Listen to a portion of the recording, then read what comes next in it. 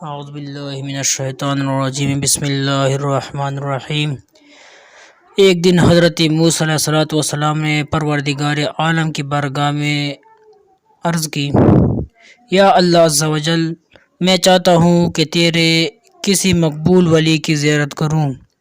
اللہ تعالیٰ نے فرمایا، میرا بندہ تمہیں اس جگہ ملے گا جہاں دو سمندر اکٹھے ہوتے ہیں۔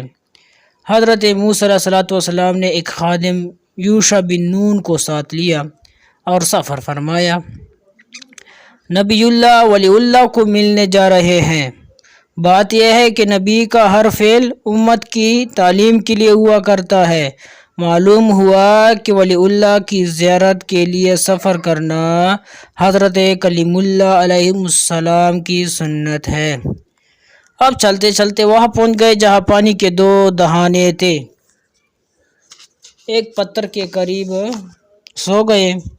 کھانے کے لیے مچھلی ساتھ لائے تھے جو ایک تیلے میں بند تھی، اور یوشع بن نون نے اسے اٹھا رکھا تھا۔ علامت یہ تھی کہ جس جگہ وہ مچھلی زندہ ہو جائے گی وہاں میرے مقبول بندے کی ملاقات ہوگی۔ موسیٰ علیہ السلام آرام فرما رہے تھے اور یوشع بن نون نے دیکھا کہ وہ مچھلی تڑپی اور تیلے سے باہر آ کر دریا میں چھلانگ لگا گئی، مگر عجیب صورت تھی کہ جس جگہ سے گزرتی گئی وہاں پانی نہیں ملتا تھا اور پانی میں ایک غار سی بن کر رہ گئی۔ حضرت یوشع بن نون حیران ہو گئے، سوچا کہ کلیم اللہ بیدار ہوں گے تو یہ واقعہ عرض کر دوں گا، مگر صبح ہوئی تو یوشع بھول گئے اور پھر آگے سفر شروع فرما دیا۔ دوپہر کے کھانے کا وقت ہوا تو حضرت موسیٰ علیہ السلام نے کھانا طلب فرمایا تو یوشع نے عرض کیا، حضور مجھ سے سخت غلطی ہوئی، میں بات عرض کرنا بھول گیا۔ جہاں ہم نے رات گزاری تھی مچھلی تو اسی جگہ حیرت انگیز طور پر زندہ ہو کر سمندر میں چلی گئی تھی۔ موسیٰ علیہ السلام نے فرمایا، وہی تو ہماری منزل تھی، چلو واپس چلیں۔ جب وہ واپس پھر وہاں پہنچے تو اللہ تعالیٰ فرماتا ہے، فَوَجَدَ عَبْدًا مِّنْ عِبَادِنَا آتَيْنَاهُ رَحْمَةً مِّنْ عِنْدِنَا عَلَّمْنَاهُ مِن لَّدُنَّا عِلْمًا۔ تو انہوں نے میرے مقبول بندے کو پا لیا جسے ہم نے رحمت اور علم لدنی سے نوازا تھا۔ اللہ تعالیٰ کے یہ خاص بندے حضرت خضر علیہ السلام تھے۔ خضر ان کا لقب ہے، ان کا اصل نام جو ہے بعض لوگوں میں احمد اور بعض کتابوں میں بلیان بن بلقان آیا ہے۔ ان کا لقب خضر اس وجہ سے ہے کہ وہ جس خشک زمین پر قدم رکھتے ہیں وہاں سبزہ اگ آتا ہے، جس خشک درخت کے پاس سے گزر جاتے ہیں فوراً سرسبز ہو جاتا ہے۔ لفظ خضر تین طرح سے پڑھا جاتا ہے، خضر، خضر، خضر۔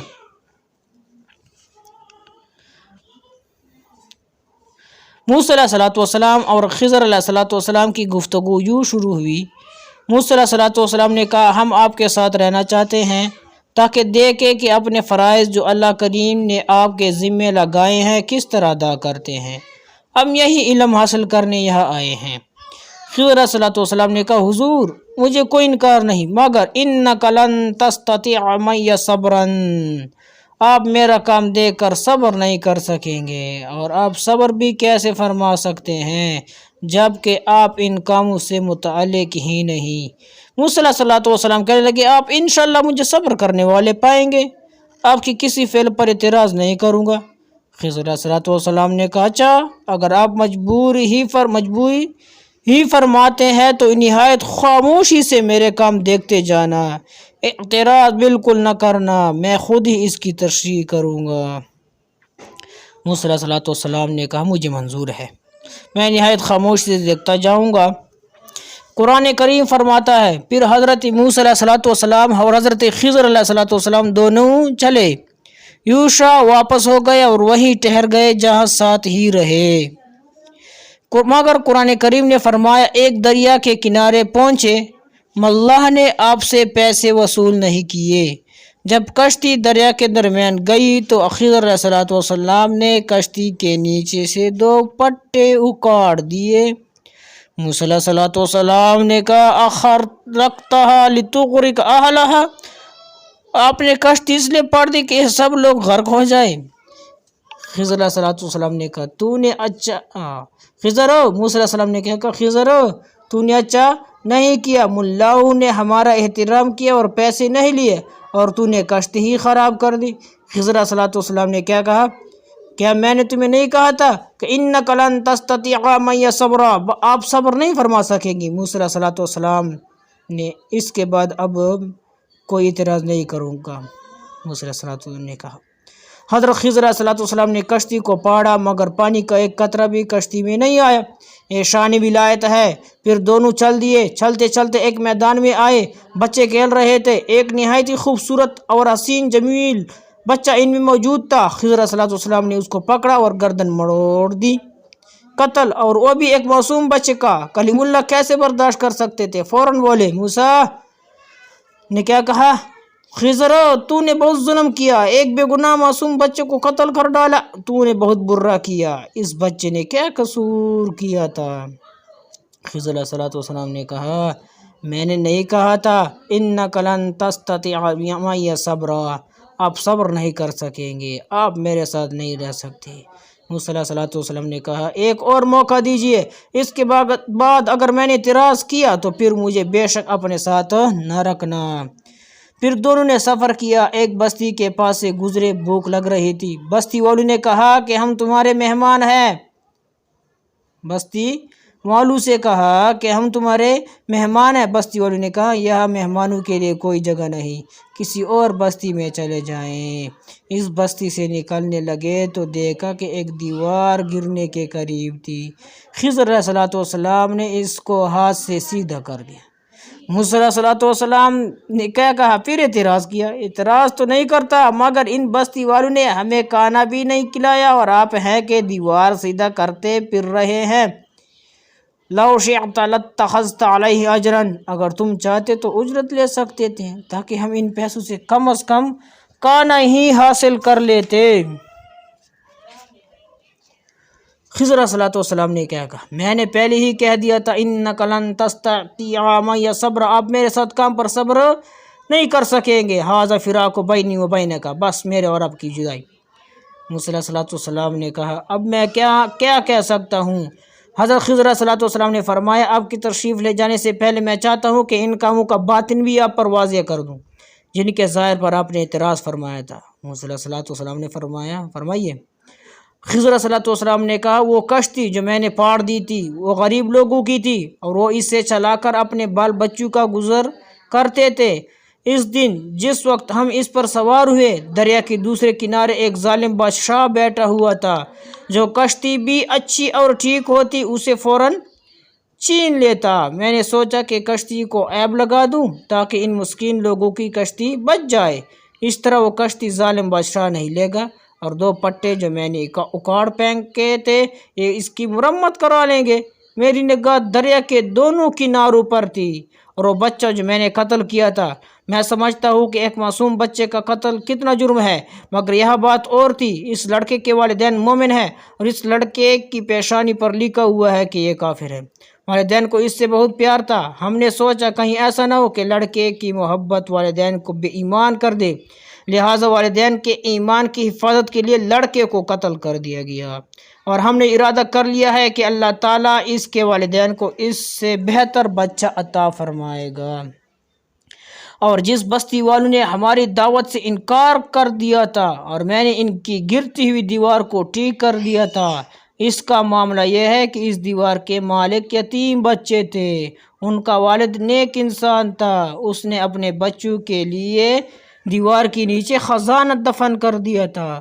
اگر آج دیوار گر جاتی تو خزانہ لوگ لوٹ کر لے جاتے اور بچے ابھی چھوٹے ہیں، اس لیے میں نے اس دیوار کو سیدھا کر دیا تاکہ ان یتیموں کا خزانہ ضائع نہ ہو جائے۔ جب یہ بچے جوان ہوں گے تو ہم انہیں بتا دیں گے کہ تمہارے والد نے تمہارے لیے اس دیوار کے نیچے خزانہ رکھا ہوا ہے۔ ہاں تو یہ سب کام ما فعلتہ عن عمری، میں اپنی مرضی سے نہیں کرتا بلکہ اللہ تعالیٰ کی طرف سے میرا ان کاموں کے کرنے پر تقرر ہے۔ حضرین کرام، یہ واقعہ جو قرآن کریم نے نہایت مفصل طریقے سے بیان فرمایا ہے، اس سے شان اولیاء اللہ پر بے پناہ دلائل واضح ہو رہے ہیں۔ چند باتیں جو بالکل بعد النظر میں سامنے آ جاتی ہیں یہ ہیں: اولیاء اللہ کی خدمت میں حاضری کے لیے سفر کرنا، ان سے روحانی و باطنی فیض حاصل کرنا۔ اولیاء اللہ کے دربار میں مردہ مچھلی زندہ ہو گئی، پھر اس مچھلی کا پانی میں تصرف ہو گیا، وہ جہاں سے گزرتی گئی راستہ بنتا گیا۔ اولیاء اللہ کو اللہ تعالیٰ کی طرف سے خاص رحمت اور علم لدنی عطا ہوتی ہے۔ اللہ تعالیٰ نے ایک باطنی نظام بھی مقرر فرما رکھا ہے جسے اللہ کے مقبول بندے چلاتے ہیں۔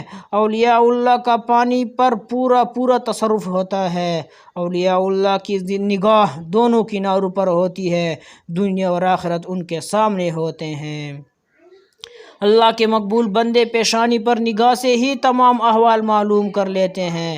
لوح محفوظ اولیاء کے پیش نظر ہوتی ہے، وہ تقدیریں بدل دیتے ہیں۔ ایمان جان سے زیادہ عزیز ہوتا ہے۔ اللہ تعالیٰ کے دیے ہوئے علم سے وہ لوگوں کے حالات سے واقف ہوتے ہیں۔ ان کی نگاہ زمین کے نیچے دفن چیزوں کو دیکھ سکتی ہے۔ اولیاء گرتی ہوئی اشیاء کو روک دیتے ہیں۔ ان کے کاموں پر اعتراض نہیں کرنا چاہیے۔ ہر چیز کے صرف ظاہر پر ہی نظر نہیں رکھنی چاہیے۔ مندرجہ ذیل 17 باتوں کے علاوہ بھی اس سے بے شمار موتی نکلتے ہیں۔ آج کی اس بیان میں ہم ان 17 چیزوں کے متعلق عرض کریں گے آگے، اس لیے کہ ان کا اصل قرآن کریم سے ثابت ہو گیا، اور قرآن سے بڑھ کر کون سی کتاب ہے؟ جو بات قرآن کریم سے ثابت ہو جائے اس میں شک و شبہ مومن کی شان سے بعید ہے۔ آپ حضرات ان 17 باتوں کی تفصیل سماعت فرمائیے۔ اولیاء اللہ کی خدمت میں حاضری کے لیے سفر تو قرآن کریم کی اس آیت پاک سے ثابت ہو گیا کہ اولیاء سے ملاقات کے لیے حاضری انبیاء کی سنت ہے۔ اولیاء اللہ کی حاضری کے متعلق یہاں صرف ایک واقعہ میں آپ کے سامنے عرض کروں گا، جس سے بھی یہ واضح ہو جائے گا کہ مقبولان خدا کی بارگاہ میں حاضری کے آداب کیا ہے۔ اللہ تعالی ہمیں اس پر عمل کرنے کی اور دوسروں تک پہنچانے کی توفیق عطا فرمائے۔ آمین ثم آمین یا رب العالمین۔ اعوذ باللہ من الشیطان